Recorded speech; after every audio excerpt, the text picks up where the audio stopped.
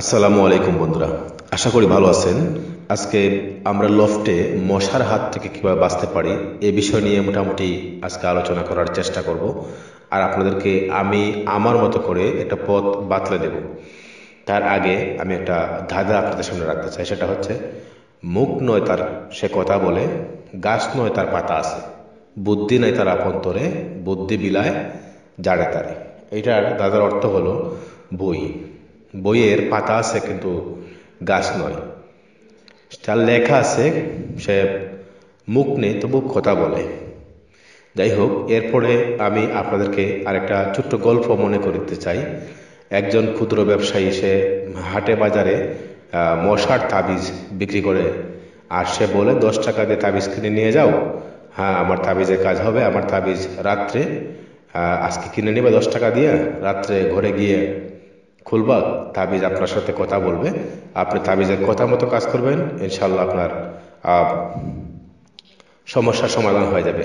আর মশা মানুষকে কামড়াবে না। এটা হলো মশার তাবিজ। তো এইভাবে লোকটা বাজারে বাজারে যায় আর তাবিজ বিক্রি করে। যে জায়গায় একবার তাবিজ বিক্রি করে সেই জায়গায় সেই লোকটা আর যায় না। তো যাই হোক, মানুষ যখন 10 টাকা দামের তাবিজ পেল, মশাই ধরবে না এমন তাবিজ, 10 টাকা দাম। তো মানুষ, হুজুগে বাঙালিরা মনে করেন যে তাবিজ আহামরি ভাবে তার কাছ থেকে কিনে নিয়ে গেল।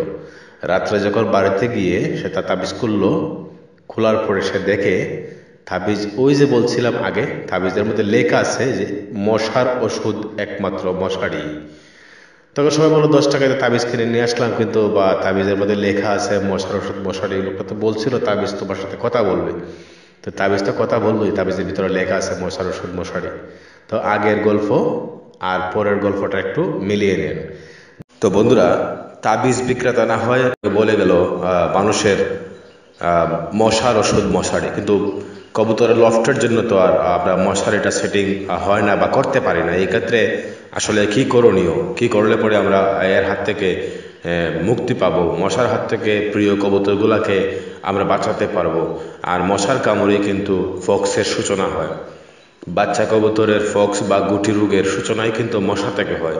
এবং এই এক মশা যদি একটা কবুতরকে যখন সে কামড় দিয়ে একটা কবুতরের বাচ্চার কাছে যায়, তখন কিন্তু একটা থেকে আরেকটা কিন্তু রোগ ছড়ায়। তো এই ক্ষেত্রে আমরা চলুন আলোচনায় চলে যাই, মূল আলোচনায় চলে যাই, আমরা কিভাবে এর হাত থেকে আমরা মোটামুটি চিরতরে মুক্তি পাবো। এ নিয়ে আজকে সবিস্তারে আলোচনা আমি করব। তো শুনুন বন্ধুরা, আমি কি বলতে চাইতেছি, মনোযোগ সহকারে শুনবেন। আমি আমার মতো করে আমি আপনাদেরকে বোঝাতে চাই মশার হাত থেকে কিভাবে আপনার আপনার লফটকে বাঁচাতে পারবেন বা কবুতরকে বাঁচাতে পারবেন।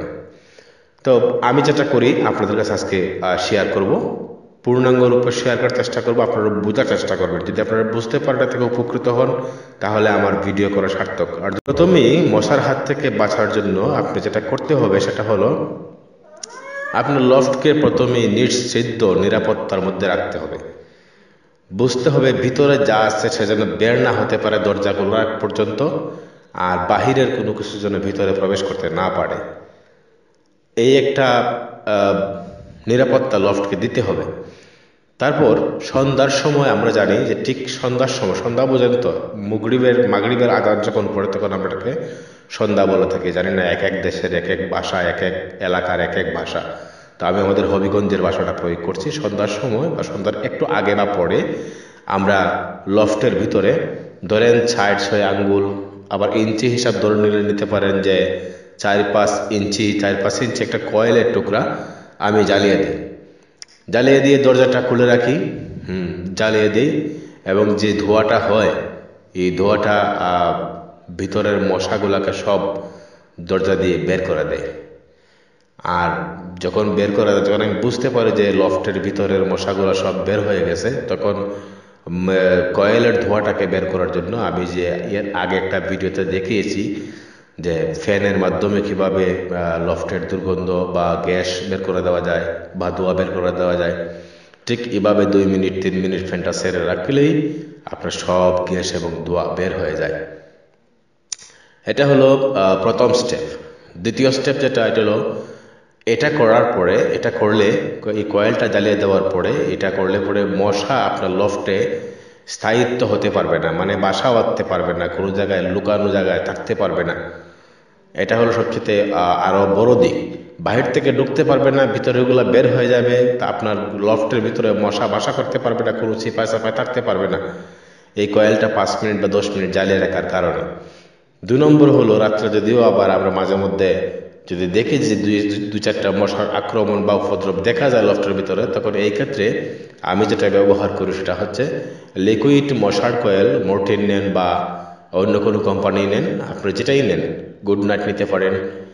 মশার কয়েলটা ধরেন লিকুইডটা আপনি ধরেন 1 ঘন্টা বা আধা ঘন্টা জ্বালিয়ে রাখতে পারেন, তাতে আমি আমার কবুতরের কোনো সাইড এফেক্ট পাই নাই।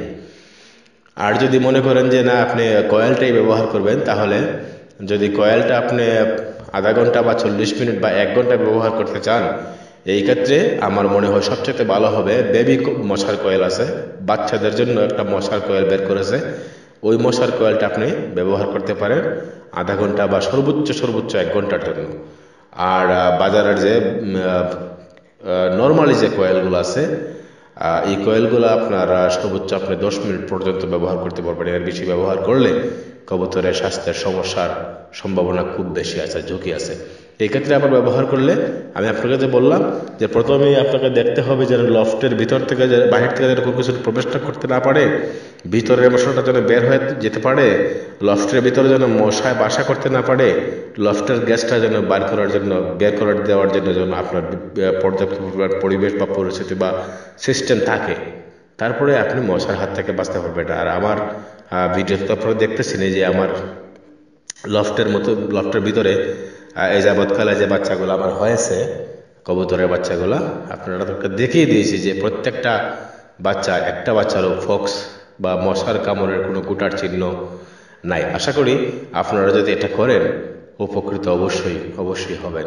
এটা হলো আমার ফর্মুলা, আমি যেটা অবলম্বন করছি দীর্ঘদিন প্রায় আজকে 8-10 বছর যাবত আমি যেটা করতেছি সেটা হচ্ছে এই মশার কয়েল বা একটা সিস্টেম করে ব্যবহার করতেছি।